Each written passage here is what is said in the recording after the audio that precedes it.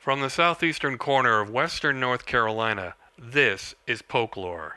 I'm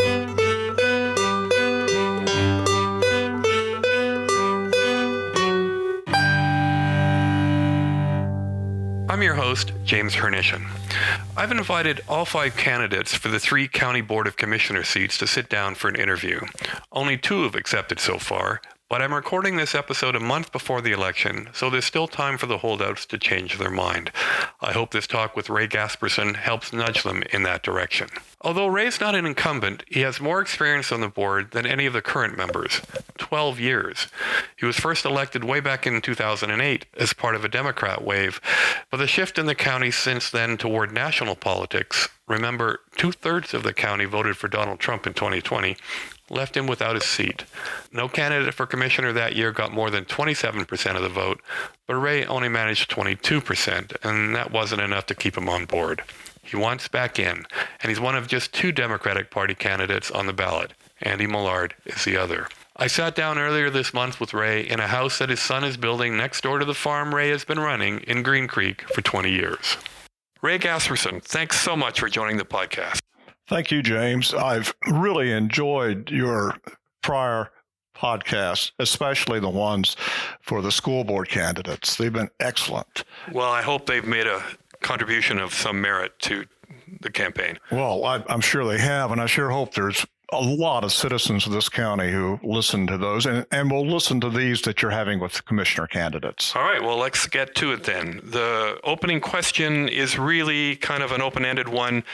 Why are you running again for Polk County Commissioner?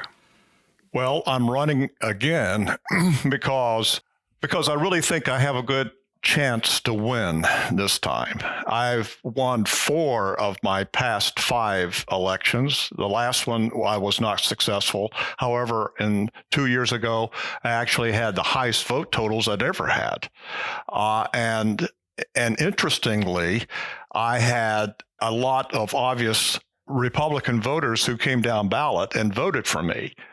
For example, I got nearly 1,100 more votes than Joe Biden did here in Polk County. And that speaks volumes to me. And I know I have broad appeal beyond just, for example, a Democrat voting base. And let's face it, here in Polk County, even in the best of times, the voting demographics tend to go about 60% Republican and 40% Democrat. And in most counties that have a voting demographic like that, you would never get anyone with a D next to their name elected. But I have the great ability and opportunity to have a lot of folks who will vote for me, even though I may be the only one with a D next to their name as they come down ballot. So having said that, why should I run unless I think there's a real opportunity to win? Also, my impetus to be back on the board is what I truly believe that I can bring to the board. I have an extensive, I guess you could call it, institutional knowledge related to Polk County government after serving 12 years on the board. And I also believe it takes a long time, maybe 2 up to 4 years, to really understand the full scope of what it means to be a commissioner. It did for me, and I've heard others say the same thing. And so I can really hit the ground running once I get there and understand the complexity of all the different boards and personnel and how we relate to not only here in Polk County, but surrounding counties and even on a state level. One thing that I am always striving to do, and an impetus for me to be there, is I would come in with not knowing all the answers to the sometimes difficult questions commissioners face, but I pride myself, I think, on asking the right questions to get at the essence of what we need to be looking for, whether it be budgetary or policy issues. And also, if I get back on the board, I will have a real focus on participating in and hopefully being appointed to the local RPO, which stands for Rural Planning Organization. That's the organization that has to do with roads in Polk, Rutherford, and McDowell counties. here lately, the Highway 9 issue has been a really hot button issue, especially for those who live in that section from US 74 up to Mill Spring, that nearly it's 2.7 miles approximately. And there's been a lot of opposition to NCDOT coming in, widening the road up to 12 feet on each lane, and then putting these 6-foot wide paved shoulders. And along the way, it's going to require a lot of property acquisition along that stretch. I feel like if I had been on the RPO, I would have been more tuned in over the past years and realized the impact this would have had. And therefore, if I get back on the board, that's where I want to have a real focus for that. Also, a overriding impetus for me to run is, as it has been from the first time I ran and was elected in 2008, is for me to take action and to advocate policy issues for the board that would help maintain what makes Polk County special. Let's face it, Polk County is a small county, and geographically compared to surrounding counties, and also compared to populations with Spartanburg, Henderson, Rutherford, Greenville counties. So things are different here, and things are special, and we're still small, and we're rural. I look at Polk County oftentimes as a rural oasis compared to our surrounding counties. It's one thing that goes across, no matter where you are on the partisan issues. It seems like everyone, Republicans to unaffiliated to Democrats, everyone wants to keep Polk County with its rural essence, our rural vistas. We don't want to see a lot of development ever happening here. And one thing also, we definitely don't want to see any 4-lane roads like on Highway 9 or the road Highway 108, any of that being widened out to 4 lanes. There is strong opposition to anything that even implies that could happen. Well, I find this interesting timing of the Highway 9 project coming up right before the election. It'd be really an interesting thing, because I don't think it's as simple a debate as some people would have us believe. There are, I would think, merits to the idea of perhaps putting in bicycle lanes, for instance. Remember back 108 between Columbus and Harmon Field, they were thinking about doing that, and that was shut down by the community. Right. So that was a successful example of local folks telling the Department of Transportation, no, that's not what we want. But was that really the right decision? Wouldn't it be great if kids, many of whom spend a lot of time at Harmon Field playing soccer or baseball or just playing in the river, or it's a wonderful place. Wouldn't it be great if kids could bicycle there? Well, James, you coming from Saluda, I can understand your viewpoint on that. But let me tell you, you get down here in this section of Polk County, you kind of raise the ire of folks when you start talking about bicycle lanes, especially along the main highways. People will point out, there's other places you can go and ride bicycles.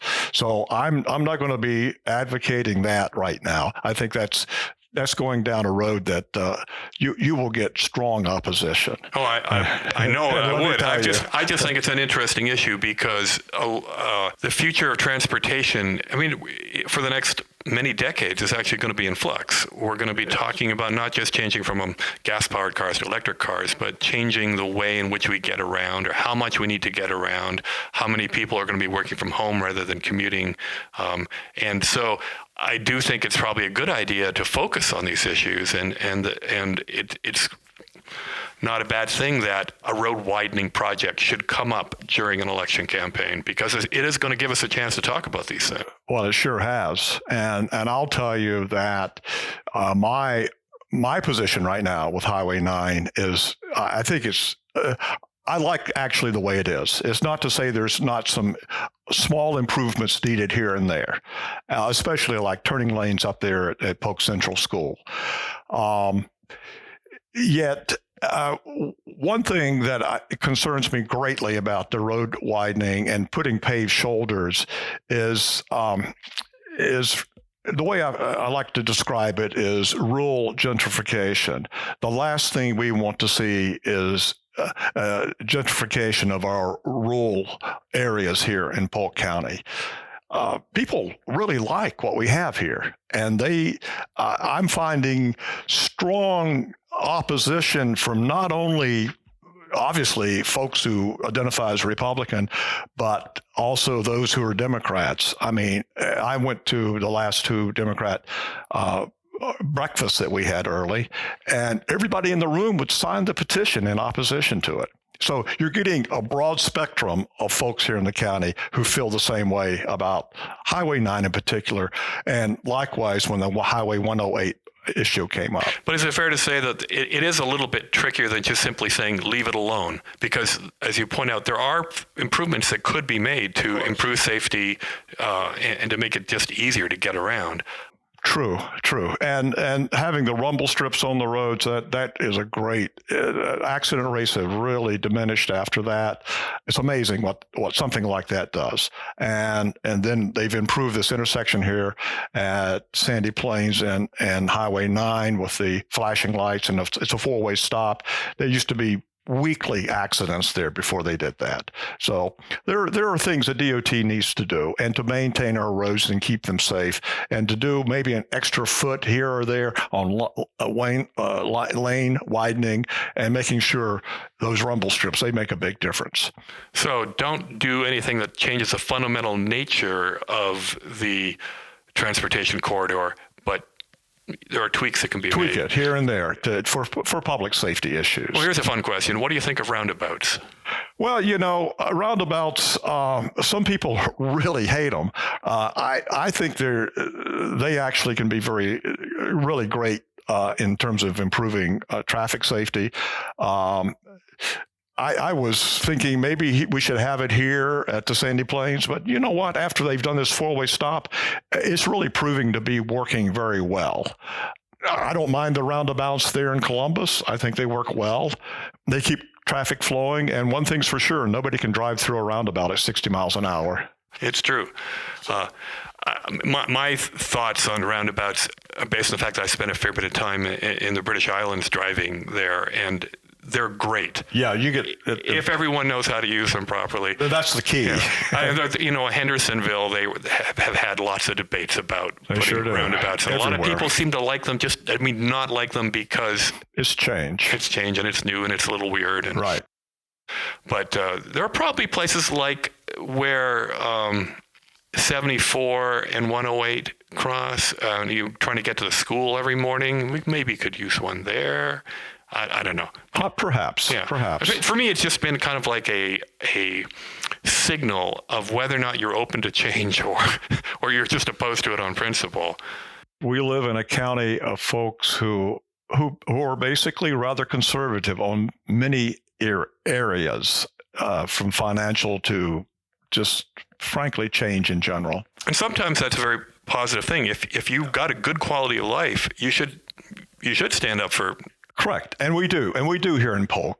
On the whole, we really do. All right. So the second question was going to be about what you want to accomplish by returning to the board, but you've already talked about the RPO. Yes. And this sort of thing. Is there anything else that... Priorities for me? Yeah. A key priority is to work to help maintain stable county leadership, from county manager to county attorney to department heads, and to make Polk County a great place to work. Now that I'm very much an institutionalist type person. I believe in the institutions of what we've established here in Polk County, and to keep them strong. Nothing is more disruptive than having changeovers in county leadership in particular. There was an era that went on for a long time until basically about maybe 14, 15 years ago, that Polk County was having a new county manager every 2 years. that sounds, you might think, really, that's pretty bad. But reality is that's kind of the way it is across the whole state with county managers. Especially in the smaller counties, I would Well, think. I think it's no matter where. It's a lot of small counties, but even sometimes in the larger counties. But we've been remarkably fortunate here that we've started having a tradition of much longer serving county managers. It started out with Ryan Whitson. He was here for about 7 or so years. And now Marsh Pittman has been here even a bit longer than that.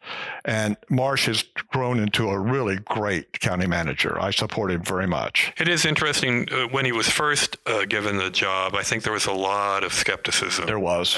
And I mean, I can understand where that comes from. That's a long story. We don't need to get into it because he has definitely achieved a level of respect and ability to generate consensus among the board, right? Absolutely. And the other great strength we have here in Polk County is as Polk County commissioners and Polk County government has a good working relationship with Polk County schools and the superintendent. People don't realize how incredibly fortunate we are here in Polk to have that. That certainly came out of the podcast interviews with the Board of Education candidates. I mean, most people are understanding of the incredible luck we've had of the 3 really good superintendents in a row. Yes. That has transformed Polk County schools from a somewhat underperforming school into one of the best in the state. Absolutely. And your thoughts on what role the Board of Commissioners can play or can continue to play? Related to that? Yeah. Absolutely. I think in particular, county commissioners need to stay, as I put it, in their own lane. Don't start meddling in issues related to the schools. You know, Polk County government is, and the commissioners vote for a significant amount of our budget goes to our local schools. Polk County is basically responsible for building school buildings and a lot of other things, and for supplementing teacher salaries, which we're one of the higher ones in the state that on that scale. And that's all added to the strength that our schools have. But as I put it, 2 areas that the county commissioners need to stay in their own lane is related to the schools and related to the sheriff's office. That's another issue.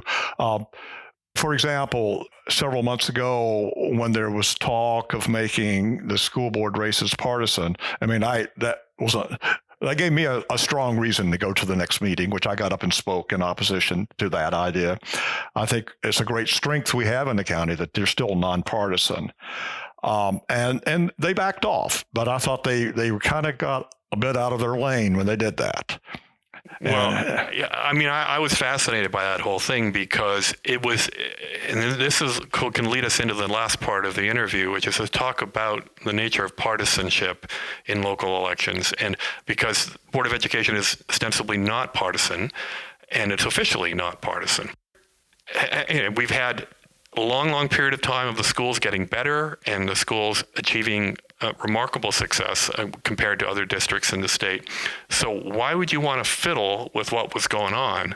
So where did the idea of introducing partisan elections for the Board of Education come from? Well, I think it comes, we have Rutherford County has done it. Not sure about Henderson County right now. No, but Transylvania has. It's a real common thing, especially in smaller counties and in counties that, frankly, are perhaps have all Republican Board of Commissioners. Again, let's go back to what I was saying at the very beginning, at the best of times, for at least I with a D next to my name, this county votes 40% Democrat and 60% Republican.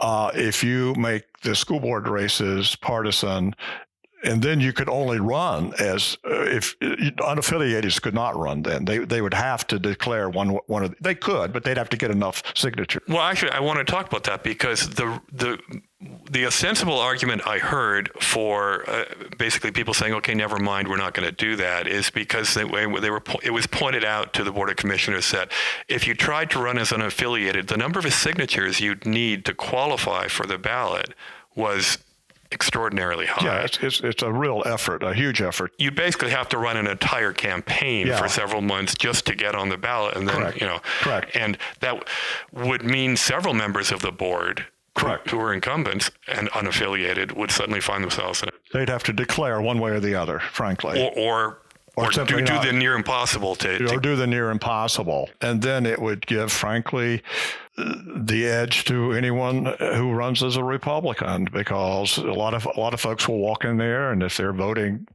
down the ballot that way, they'll just follow it down the ballot. You'll notice if you go back and look at prior elections, the number of votes for the Board of Elections drop way off when you get down that, because it's unaffiliated people. They don't know. And then again, there hasn't been competition on those seats, or very little. No, this year is extraordinary in many ways. I don't think I've seen so many signs for an off-election year like this one. Yeah, all over. So getting more into this notion of partisanship, it didn't used to be that Republicans dominated the Board of Commissioners, perhaps they've been dominated at other levels, but the Board of Commissioners had Democrats running it. That's true. And when I first came on the board in 2008, Cindy Walker, Renee McDermott, and myself, we all won. We're as Democrats. At the time, Tommy Melton was a Democrat, and he was on the board then. He's since changed, obviously, and Warren Watson was a Democrat. And for 2 years, we actually had a 5-member board that were all registered Democrats. And then we had before the end of that 2 years, actually, at first 2 years, then we started Tommy and Warren, they peeled off and went to unaffiliated during that time frame for different reasons. But since that time, the county has really started, it seems, trending more that way. Even on the 2008 was a presidential year, and Obama won that. That was the first year he won. He did not win Polk County. He lost it by probably 1,000 plus votes. But there was some local issues going on that during that election had to do with the big subdivisions coming into the county, and great needs for changing our subdivision ordinance. And I think that played, and when we get to the question, is all politics local? Well, they really were during that election, especially on the Board of Commissioner level. But that was, since that time, I have been the only Democrat that has won any elections since that time. Was there any connection with the statewide shift? In 2010, the Republicans replaced the Democrats in the legislature. That's correct. And I actually, and let's remind the public how our Board of Commissioners, how our elections work. 5-member board, 3 seats come up every 2 years. Top 2 vote getters get a 4-year term. Third place gets a 2-year term. We're one of 2 counties in the state with this system. I think it's a good system because it gives the opportunity for the public to give, if you've got a majority of 3 who come in that are kind of go off the rails with what they're doing, the public can come back and replace them with 3 new commissioners. The more common way it's done is every 2 years, one cycle, 3 seats come up, they get 4-year terms. 2 years later, 2 seats come up and they get 4-year terms. But having said that, I had a 2-year term when I first came in, and then I came back in 2010. And I was actually one of the few Democrats that won this end of the state. That was a really sweep of the Republicans across the state, and they took over the state legislature in a big way. And that's impacted, obviously, the way things have happened across North Carolina since that 2010 election. Yeah, I think it's probably fair to say that the reason for the shift from a Republican to a Democratic county in the years prior to 2010 might have been very locally driven, but the hold that Republicans have managed to maintain in much of North Carolina since 2010 have been very much a bigger. It's been driven nationally. National politics are driving it now, and I think that's also driving a lot what happens here locally. Having said that, there's still a lot of folks who will come down ballot and will, at least on the local level, will switch over. Another example of that is the clerk of court, and she matter of fact, she's doing a great job and had no opposition this time. I don't remember when she ever did. She did.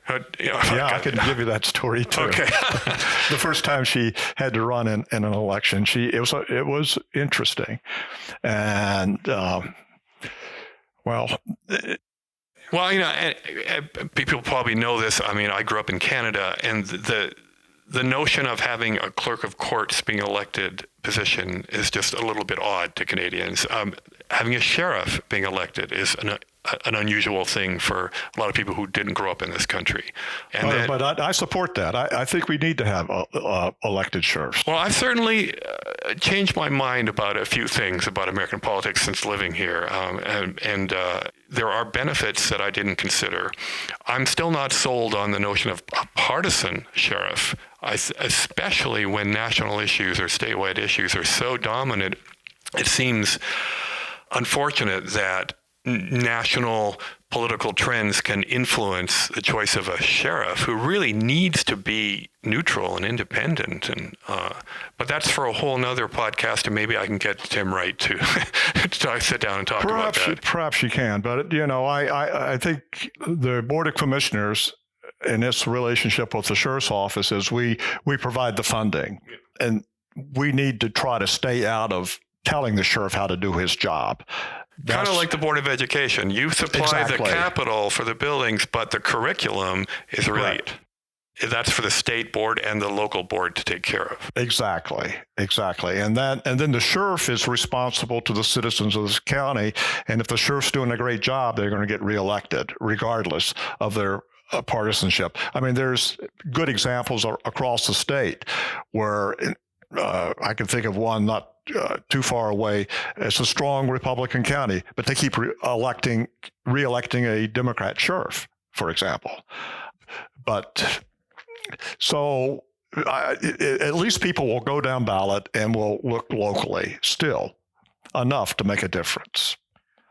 Did you ever consider perhaps not declaring as a Democrat? I mean, it must occur to you in a county where national and statewide trends are so powerful in determining local elections these days. You're running as a Democrat, and therefore you do have an extra hurdle. It's a huge hurdle, and have to work, I think, multiple times more than Republican candidates do. Look, if you're a Republican candidate for commissioner here in Polk County, in essence, you can just appeal to the Republican base, and maybe a few Democrats that come over and vote for you. It really doesn't make any difference in terms of getting elected. But for me to run where I'm at, it takes like 900, 1,000 or so who will come down ballot and will switch over and vote. That's a pretty big hurdle, and that doesn't happen hardly anywhere else. It is, and that's why I wanted to talk about this, because I just think it's... Well, and I've been told, frankly, many, many times by some leading Republicans in the counties, say, Ray, if you'll just come over, just go ahead and register Republican. People know how you are, but frankly, it would not be the genuine who I am. I would be doing it simply to be elected. And some people would notice. And yeah, a lot of people would notice. I think so. And it means a lot to me that people respect me for who I am, and I'm my own man. And frankly, I'm in terms of fiscal policy, I'm rather conservative. Oftentimes more conservative than when I was serving on the board. I would say I'd tell the other commissioners sometimes. I said I'm the most fiscal conservative member of this board. And they say, yeah, you are. Well, I think many Democrats across this country would argue the Democrats have a better record on fiscal conservatism than the Republicans. I totally agree with you. Yeah, that perception's everything. So perception, sometimes people think, well, that's where the Republicans are, but not necessarily, not always. Right, but you have demonstrated in the past that you can win. I can, and so how does this year's election stack up to previous years? Well, it's an off presidential year. And when I first won in 2008, it was a presidential year. It was amazing. We swept the election like we did. And then it put me on the off presidential years and those next three elections. But the last one that I won, I only got a 2-year term. It threw me back on the presidential cycle. And so as soon as I won it, I was glad to win. But I said, oh, heck, I'm back on the presidential cycle. And I knew that was a hurdle that was tough. And actually, I was winning that last time amongst early vote numbers and mail-in ballots. I was still winning. It was election day. Let's face it, Polk County has lots of strong support for the prior president, and people turned out in droves. I would meet people coming in for early vote on the last election who would show up, and folks who might look like they're 30, 40 years old, and they'd be all excited getting ready to go in and vote, and they'd say, and I'd always speak to virtually everyone I could to try to hand them my card and talk to them briefly. And they say, this is the first election I've ever voted in. I've never voted before in my life. I said, really? That's great. And they say, yep, I'm here to vote for Trump. Well, maybe we can talk again in 2 years for 2024 when there is another presidential year. Yeah, that's it. But one of the interesting things that I have observed about the current political world is that in the past, you had this joke about how I'm a member of no organized party, I'm a Democrat. Yeah. Because Democrats are a very big tent. They tend to be split on all kinds of things. There's everyone from Joe Manchin to Bernie Sanders, part of that kind of tent. Yep. That's still true. Democrats are still a very heterogeneous group. Yeah. But the real split right now is in the Republican Party.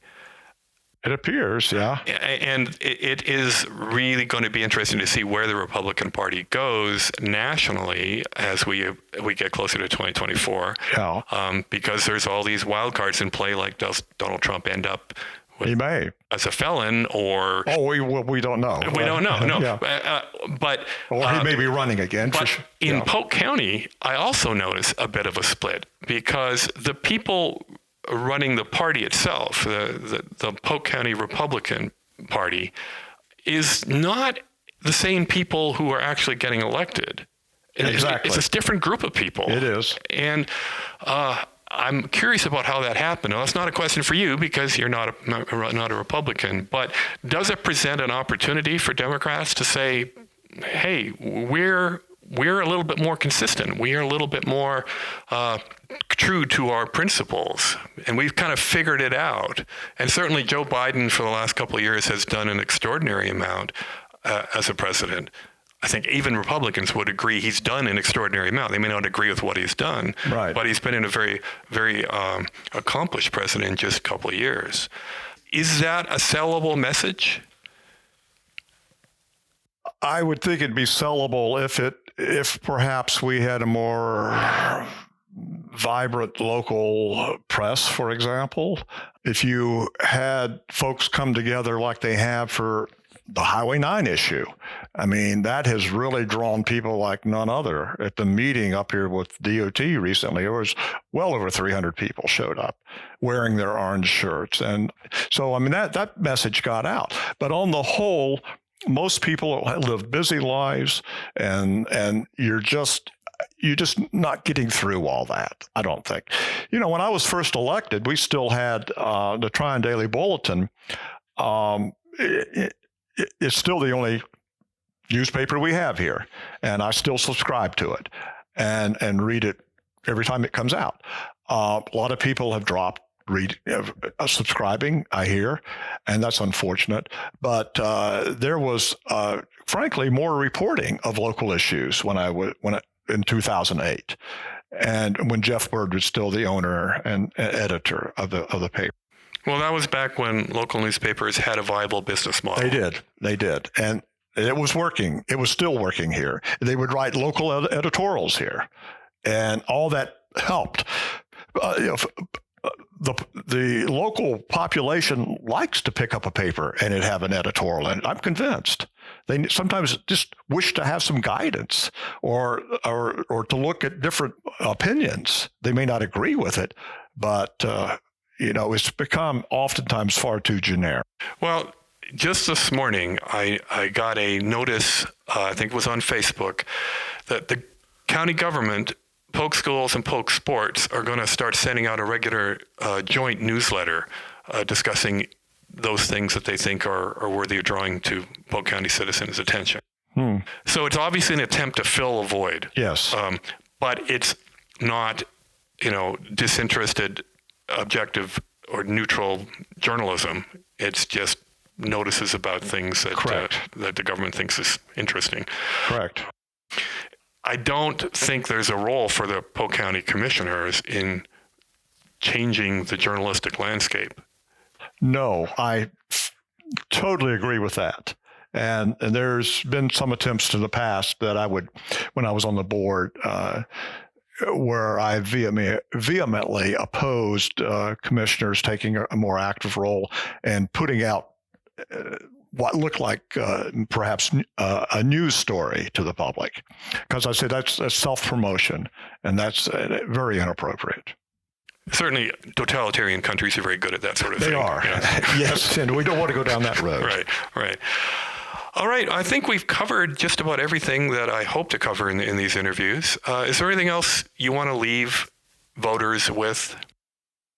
Just that it was a great privilege for me to serve on the Board of Commissioners for 12 years. It wasn't always easy. There were times, frankly, I felt like I was swimming with sharks on the board.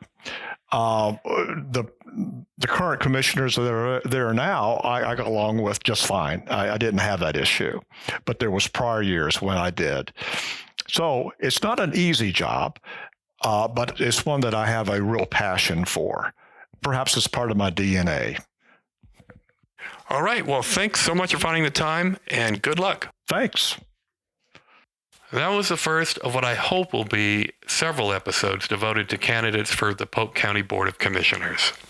Early voting begins October 20th, runs until November 5th, and Election Day is November 8th. In the next episode, I'll be talking with Andy Millard, the other Democratic candidate for the board. Thanks for listening, and you can always get a hold of me at jamesh@polklore.com with your suggestions and feedback.